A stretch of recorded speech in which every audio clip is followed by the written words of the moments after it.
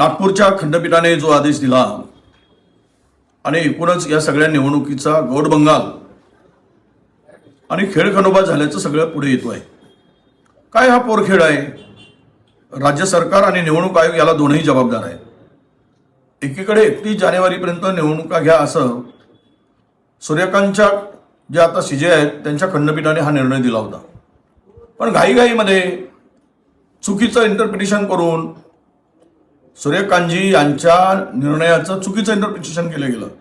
हे काय निवडणूक आयोगाला माहीत नाही, पण सत्ताधाऱ्यांचा प्रचंड दबाव होता आणि आम्ही 27% आरक्षण ओबीसीला दिलं हे त्यांना लोकांच्या मनात ठासून उतरवायचं होतं. अरे हा पोरखेळपणा कशाला करताय तुम्ही? हे सरकार कुठल्या दिशेनं काम करताय? आज निवडणुका आहेत आणि उद्या मतमोजणी होणार होती, ती आता 21 वर गेली. म्हणजे ही संपूर्ण प्रक्रियामध्ये याला जबाबदार निवडणूक आयोग आहे आणि राज्य सरकार सुद्धा आहे. निवडणूक आयोग राज्य सरकारच्या हातचं बाऊल झालेलं आहे. हे आता लपून राहिलेलं नाही, त्यांच्या इशाऱ्यावर काम करते.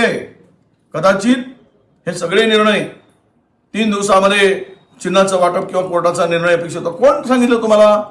इतक्या साऱ्या निवडणुका आतापर्यंत झाल्या, पण आधी यापूर्वी अशा पद्धतीनं हा खेळखंडोबा कधीच झालेला नव्हता. हा पहिल्यांदाच झालाय फडणवीस सरकारच्या काळात. याला हे सरकार जबाबदार आहे. आणि राहिला विषय या सगळ्या प्रक्रियेमध्ये की उद्या जर मतावर परिणामच होतो असं जर कोणी म्हणत असतील तर मग या निवडणुकांचा निकाल लागेल. उद्या जर निकाल लागला असता त्याचा परिणाम जिल्हा परिषदावर पण झाला असता, महानगरपालिकेवर झालेला असता.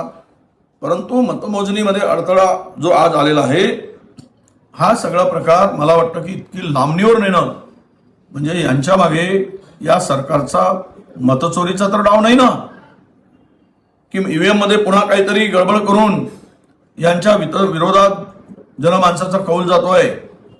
पैसे वाटताना यांचे लोक पकडले जात आहेत. प्रचंड पैशाचा वापर केला जातोय.